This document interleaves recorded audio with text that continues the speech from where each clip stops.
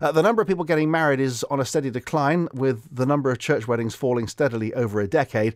So what difference does it make when the royal family have a wedding? Does it make marriage seem more attractive to young people? Michaela Hyde is from the Marriage Foundation, which campaigns to promote marriage as the key to social stability in the UK. Good morning, Michaela.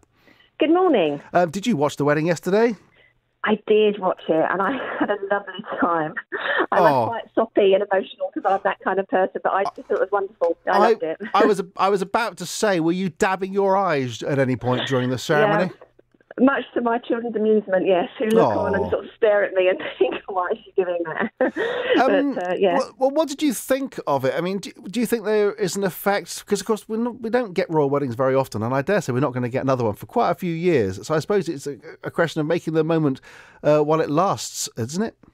Well, yeah, I mean, there's an interesting thought, actually. What impact do these sort of big weddings have? And back in 2011, when William and Kate got married, their wedding actually did have a huge impact. In the year after 2012, in the first quarter, marriage rates went up by 25%, and in the second quarter by 13%. And we literally haven't seen anything like that since the war. So clearly, it had a big impact. And I think with Meghan and Harry, they are hugely popular. And I would imagine that we'll see similar kind of effects in terms of marriage rates in sort of within the next year or so, which...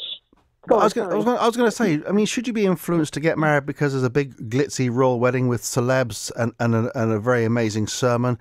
I mean, surely the basis of getting married has got to be deeper than that. Yeah, totally. What I would say is, personally to me, when I watched the wedding, yes, it was glamorous and glitzy. Actually, the sermon itself, there was a real kind of life and depth to that. And I think actually the whole ceremony, it really felt like a very special time. It didn't just feel as though it was about glitz and glamour. And, when you look at Meghan and Harry, they seem very in love. But what I felt was demonstrated was this commitment between them both. And actually choosing to marry, you sit down together and you decide and you talk about, do we want to spend the rest of our lives together? Now, obviously, things happen, but there's a starting point of commitment that you don't see in any other sort of relationship. So I think, yes, when people watch the wedding, they see the glitz and the glamour, but actually when you look at that and people aspire to that kind of relationship, that relationship's going to work and last, a reliable love. And I think it's that actually persuades people, not just the idea of having a glitzy and glamorous wedding. And ultimately, the wedding ceremony and the actual choice and that exchanging of vows and doing that in front of your family, who then are affirming you for your decision, all of those things are important parts of that commitment process. And in fact, actually, the roles are slightly in a different kind of scenario, but typically huge amounts are spent on weddings. Those weddings are the ones that don't always do so well. And I would definitely encourage anybody listening who's thinking about marriage to think, don't spend a huge amount, don't get yourself in debt. Just make the day about you and your husband or wife, or, that you make that the central theme with your family there, affirming that decision.